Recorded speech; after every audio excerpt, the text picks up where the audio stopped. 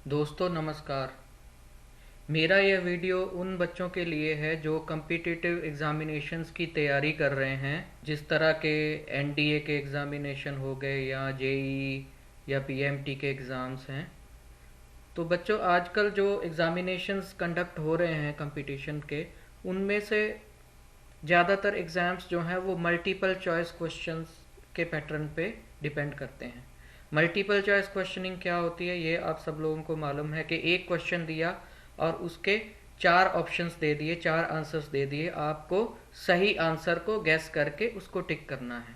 तो ये multiple choice questioning है। इस वीडियो में मैं आप लोगों के एक क्वेश्चन का आंसर दे रहा हूँ जो कि बहुत ही कॉमन है। आज कल जो मल्टीपल चॉइस क्वेश्चंस पैटर्न के एग्जाम्स हो रहे हैं उनमें नेगेटिव मार्किंग का एक फियर, एक डर बैठा हुआ है बच्चों के मन में, और उनको कोई प्रॉपर गाइडेंस भी नहीं मिल रही कि हम जिन आंसर्स को तो सही से जानते हैं उनको आंसर कर देंगे, लेकिन जिन क्वेश्चंस का हमें सही आंसर नहीं पता तो उनको हम क्या करें, क्योंकि अगर वो आंसर गलत होता है तो हमें नेगेटिव मार्किंग मिलती है, और अगर हम उस आंसर को नहीं अटेम्प्ट करते तब भी हमारे मार्क्स कटते हैं। तो ये क्वेश्चन बड़ा आजकल बहुत ही क्रिटिकल क्वेश्चन बन गया है, जिसको लोग अपने अपने तरीके से आंसर करते हैं लेकिन कोई प्रॉपर इसका आंसर नहीं दे पाता। तो बच्चे हमेशा कंफ्यूजन में रहते हैं, क्या करें, आंसर जिस क्वेश्चन का सही आंसर नहीं पता उसको आंसर दें कि नहीं दें। तो आइए मैं आपको इसमें थोड़ा सा हेल्प करने की कोशिश कर रहा हूँ। मुझे आशा है कि इस मेरे स्पीच के बाद आप लोगों को मल्टीपल चॉइस क्वेश्चंस के जो कम्पिटिटिव एग्ज़ाम्स हैं उनमें उनमें काफ़ी हेल्प। अब मैं आपको बताता हूँ कि ये मल्टीपल चॉइस क्वेश्चन का जो पैटर्न है एमसीक्यू वाला, इसमें एक्चुअल में एक बहुत बड़ी ड्रॉबैक है। ये असेसमेंट का सही तरीका है ही नहीं, बट हम अपना टाइम सेव करने के लिए, हम टेक्नोलॉजी को अपने असेसमेंट में अप्लाई करने के लिए मल्टीपल चॉइस क्वेश्चन सिस्टम को अपना रहे हैं। क्योंकि इसका सबसे बड़ा ड्रॉबैक ये है कि बच्चा एक बॉक्स के अंदर कैद हो जाता है। क्वेश्चन का आंसर देने के लिए he can not use his innovative thinking. वो अपनी लेटरल थिंकिंग जो है, जो इनोवेटिव थिंकिंग है, वो अप्लाई कर ही नहीं सकता। उसको एक बॉक्स में कैद कर दिया कि आपका ये क्वेश्चन है और ये चार आंसर हैं, आपको इन्हीं चार में से टिक करना है आंसर। सेकेंडली, अब पास्ट में जो multiple choice question type examinations होते थे उनमें नेगेटिव मार्किंग नहीं होती थी। तो उस सिचुएशंस में जो कैंडिडेट्स हैं, जो बच्चे हैं, वो बहुत एडवांटेज उठाते थे। अब मैं आपको बताता हूँ कैसे अगर नेगेटिव मार्किंग नहीं हो तो आप कैसे मल्टीपल चॉइस क्वेश्चन एग्जामिनेशन में अच्छा स्कोर कर सकते हो। ये बहुत आसान है। अगर कोई बच्चा मल्टीपल चॉइस क्वेश्चंस को अटेम्प्ट कर रहा है, 50 में से उसको 25 क्वेश्चंस के आंसर आते हैं, तो वो 25 क्वेश्चंस के सही आंसर देगा और बाकी के 25 क्वेश्चंस को वो गैस करेगा, और वो गैसिंग होगी ब्लाइंड गैसिंग, बिल्कुल ब्लाइंड गैसिंग, कोई टेक्निक नहीं, कोई टेक्नोलॉजी नहीं, कुछ नहीं। तो ब्लाइंड गेसिंग में भी मैथमेटिक्स का अगर साइंस को अप्लाई करें तो ब्लाइंड गेसिंग में भी देयर इज अ प्रोबेबिलिटी कि अगर आप 25 क्वेश्चनों को ब्लाइंड गेसिंग करेंगे तब भी देयर आर चांसेस कि आपके 6 से लेके 7 क्वेश्चंस मींस 25% तक आपके आंसर्स जो हैं करेक्ट होंगे। ये मैं बस ऐसे ही तुक्के से नहीं कह रहा, ये this is actually a mathematics of probability, कि आप ऐसे भी शुरू कर दें कि बाकी के जो सब आंसर्स हैं, फॉर एग्जांपल 25 क्वेश्चन आपने अटेम्प्ट किए जो आपको आते थे, बाकी के 25 के सबको आप बी को आप टिक कर दे, तब भी आप 6 या 7 क्वेश्चंस ठीक हो जाएंगे।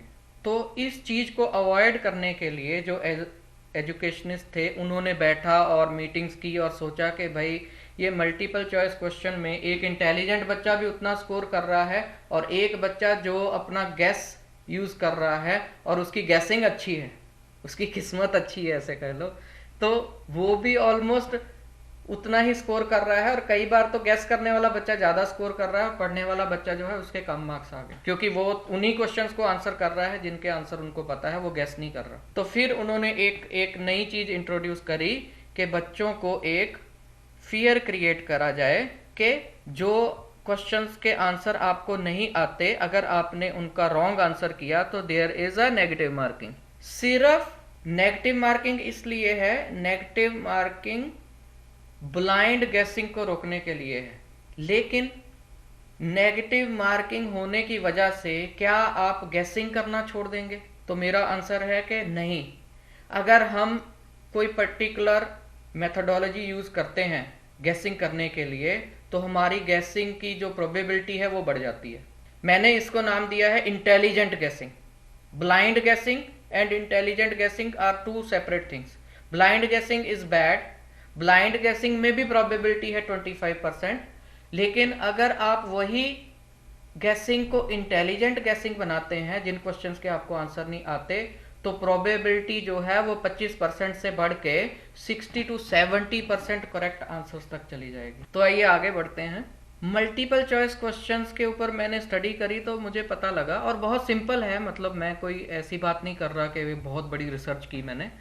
मल्टीपल चॉइस क्वेश्चंस के आंसर हम दो तरह से देते हैं। एक, मैं मान लेता हूं कि मैं एक स्टूडेंट हूं, मैं मल्टीपल चॉइस क्वेश्चन पैटर्न वाले एग्जामिनेशन में एग्जाम दे रहा हूं, तो मैंने क्वेश्चन पढ़ा, और अगर क्वेश्चन पढ़ते ही मुझे उसका आंसर मेरे माइंड में आया और मैंने चॉइसेस में देखा कि हाँ जी ये आंसर है, तो मैंने उसको टिक कर दिया।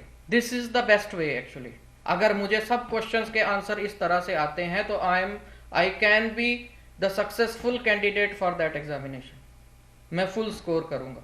लेकिन अक्सर ऐसा होता नहीं है, चाहे आप जितने भी इंटेलिजेंट हो, तो आपका हर क्वेश्चन का आपको आंसर आए मल्टीपल चॉइस में, ये जरूरी नहीं है। तो there is another method to give the answer of multiple choice question. वो मेथड बहुत बढ़िया है। अगर आप उस मेथड को अपनाएं तो अब आपकी जो ब्लाइंड गेसिंग है उसको मैं इंटेलिजेंट गेसिंग में कन्वर्ट करने लगा हूं। देखिए, अब आपने एक क्वेश्चन पढ़ा जिसका आपको एग्जैक्ट आंसर नहीं पता, आपको आंसर नहीं पता लग रहा, तो अब आपके पास 4 आंसर्स हैं। तो आप 4 आंसर्स में से अब हम रिवर्स गेसिंग कर रहे हैं कि 4 आंसर में से कौन सा ऐसा ऑप्शंस है जो तो इस क्वेश्चन का आंसर हो ही नहीं सकता। ये ढूंढना बड़ा आसान है। आप देखिएगा, कोई भी क्वेश्चन आप प्रैक्टिकली करके देख लीजिए। अभी आप एग्जाम के लिए नहीं जा रहे, आप बैठिए अपना जो आप जहां पे आप प्रैक्टिस करते हैं जिस क्वेश्चन पेपर से या पिछले ईयर्स के, उसमें जाइए, एक क्वेश्चन पकड़िए, उसमें आपको आंसर नहीं आता, अब आप सही आंसर मत ढूंढिए, अब आप गलत ढूंढिए कि ये आंसर नहीं हो सकता, और उसको क्रॉस कर दीजिए। अब आपके पास बच गए 3 आंसर। यही टेक्निक आप अब इन तीनों पे अपनाइए। सही आंसर नहीं पता आपको, सही आंसर आपने ढूंढना भी नहीं है, लेकिन इन 3 ऑप्शंस में से देखना है कि किस ऑप्शंस के चांसेस सबसे कम है कि वो सही हो, उसको भी काट देना है। अब भैया हमारे पास क्या है, क्वेश्चन बचा और 2 आंसर्स बचे, या तो आंसर जो है 1 होगा या आंसर 2 होगा। अब आपका ये क्वेश्चन जो है मल्टीपल चॉइस क्वेश्चन नहीं रहा, ये बन गया ट्रू एंड फॉल्स क्वेश्चन। तो नॉर्मली ट्रू एंड फॉल्स में अगर आप अपनी गट फीलिंग यूज करें तो there is a probability that 70% of your answer will be the correct answer. तो अब आपके पास 2 ऑप्शंस हैं, तो क्या इन 2 ऑप्शंस में से आप गेस करेंगे या नहीं, चाहे नेगेटिव मार्किंग है चाहे नहीं है? तो मेरा आंसर होगा कि क्यों नहीं करेंगे। अब तो 2 ही ऑप्शन है, या तो पहला ठीक होगा या दूसरा होगा। ये अमिताभ बच्चन वाले कौन बनेगा करोड़पति के जैसे ही है कि 50-50 कर लिया आपने, ठीक है, 2 गलत आंसर उड़ा दिए, 2 गलत आंसर उड़ा दिए। अब 2 ही आंसर हैं, 2 में से आपको एक गेस करना है कौन सा सही होगा। तो चांसेस कितने बढ़ गए? 50% प्रोबेबिलिटी बढ़ गई आपके आंसर के करेक्ट होने की। तो इस सिचुएशन में अगर आपके पास 10 क्वेश्चंस हैं जिनको आपने इस तरीके से ट्रू फॉल्स बना लिया, तो अब ये 10 क्वेश्चंस में से आप अगर आंसर करते हैं, इंटेलिजेंट गेसिंग बोलेंगे इसको, इंटेलिजेंट गेसिंग के साथ if you answer those questions from the 2 options, there is a probability that 70% of your answers will be the correct answers. इसका मतलब ये हुआ कि इंटेलिजेंट गेसिंग करने से आप 10 में से 7 आंसर्स करेक्ट कर सकते हैं।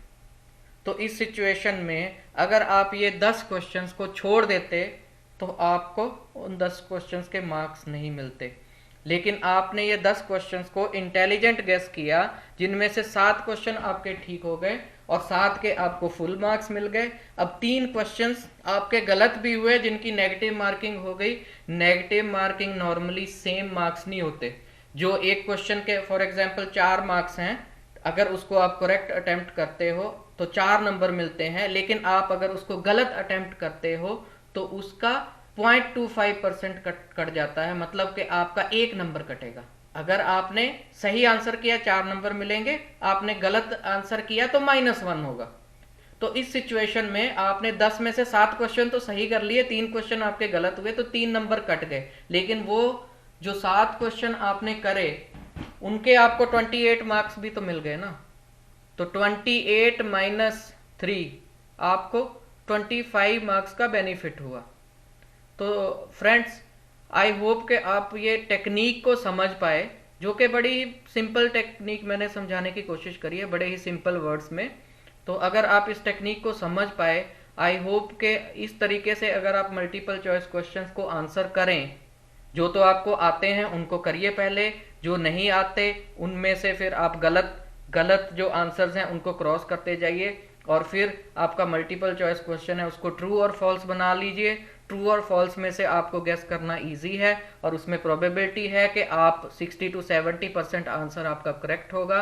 तो इसमें आप लोग मल्टीपल चॉइस क्वेश्चन के एग्जामिनेशन में भी एक अच्छा स्कोर प्राप्त कर सकते हैं, चाहे कि उसमें नेगेटिव मार्किंग भी है। तो थैंक यू वेरी मच।